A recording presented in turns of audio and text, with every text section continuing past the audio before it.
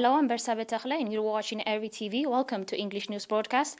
Let us start with the major headlines for today.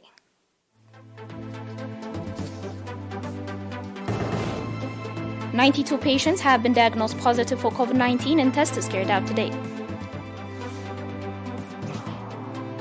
The National Association of Eritrean War Disabled Veterans conducts commendable rehabilitation program.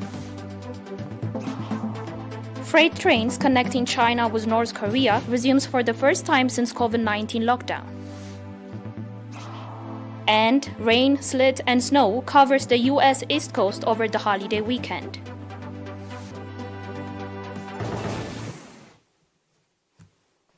On the local news, we have an announcement from the Ministry of Health. 92 patients have been diagnosed positive for COVID-19 and tests carried out today at quarantine centers and testing stations in the central, southern, and northern Red Sea regions. Out of this, 79 patients are from quarantine centers in Asmara Central region. 8 patients are from testing stations in Mendefera 6, Maimena 1, and Torona 1, southern region. 5 patients are from quarantine center in Massawa, northern Red Sea region. On the other hand, 18 patients who have been receiving medical treatment in hospitals in the central region have recovered fully and have been discharged from these facilities. Sadly, a 73-year-old patient from Ansaba region has passed away due to the pandemic. The total number of recovered patients has accordingly increased to 8,344, while the number of deaths has risen to 88. The total number of confirmed cases in the country to date has increased to 9,002. Ministry of Health, Asmara, January 17, 2022.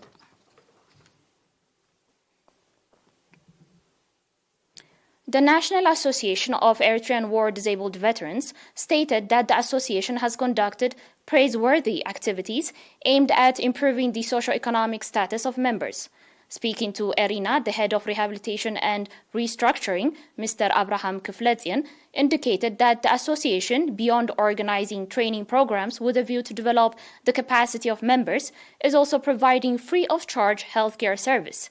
The training programs that have been provided include driving, sculpture, weaving, bee and livestock farming, as well as computer technology and construction.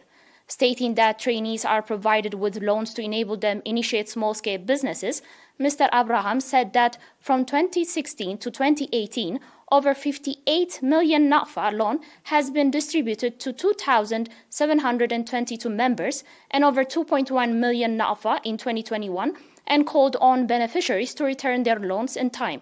Furthermore, he indicated that the association has distributed over 2.5 million interest-free loans to 227 disadvantaged war-disabled women veterans from all regions.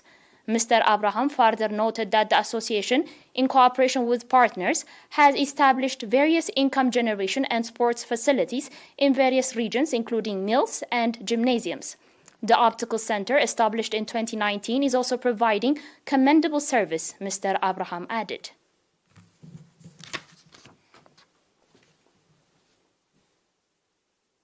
The microcredit and savings program in Ansaba region stated that it has distributed about 27 million NAFA loan in 2021 and that is contributing in the improvement of lives of beneficiaries. According to the head of the program in the region, Mr. Goitom Habtetian, the main objective of the program is to support nationals improve their socio-economic status as well as development of small-scale businesses. Indicating that microcredits are provided to individuals, groups, as well as government workers, Mr. Goitom stated that microcredits are provided to small-scale businesses as well as agricultural projects after a thorough research. Microcredit and savings program in Ansaba region has sub-branches in Ilaberet, Keren, Hamil Malo, and Haggaz and provides service to 11,692 clients through 137 village banks.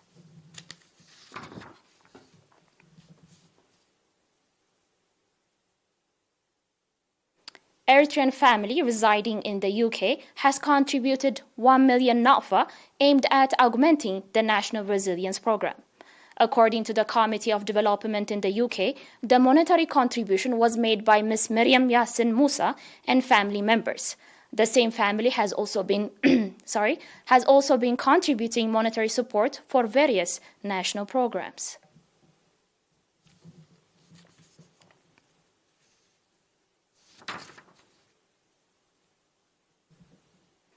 That's all with domestic news. Coming up is international news after the short break.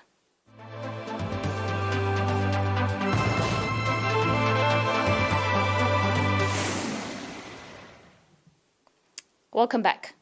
According to the Chinese Foreign Ministry, freight trains connecting China with North Korea have resumed for the first time since the border lockdown between the two countries in 2020 due to COVID-19. Chinese Foreign Ministry spokesperson Zhao Lijian added that both China and North Korea would work together to help return trade between the two countries to normal. The confirmation by China followed weekend media reports citing Chinese brokers saying that they were expecting the resumption of regular trade with North Korea after a North Korean train pulled into a Chinese border town yesterday, and the first such crossing since anti-coronavirus border lockdowns began in 2020.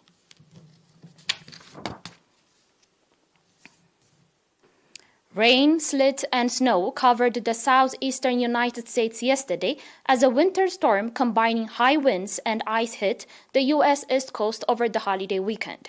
According to the National Weather Service, the highest snowfall totals were expected along the spine of the Appalachian as well as across the lower Great Lakes. The most significant icing was expected over the Carolinas, with significant impact to travel across those regions. About 74 million people were under winter weather alerts as of Saturday evening. The governors of Georgia, Virginia, North Carolina, and South Carolina had declared emergencies due to the storm. Additionally, airlines have canceled over 2,700 U.S. flights yesterday due to the storm.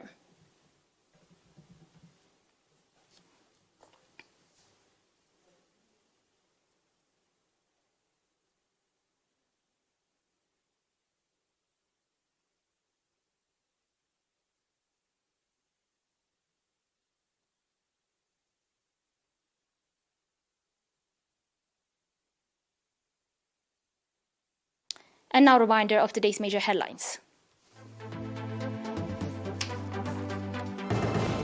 92 patients have been diagnosed positive for COVID-19 and tests carried out today. The National Association of Eritrean War Disabled Veterans conducts commendable rehabilitation program.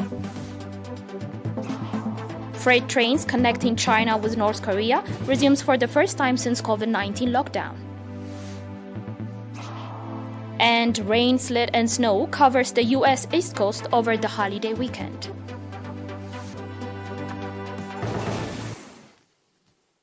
That was it for today. Thanks for watching.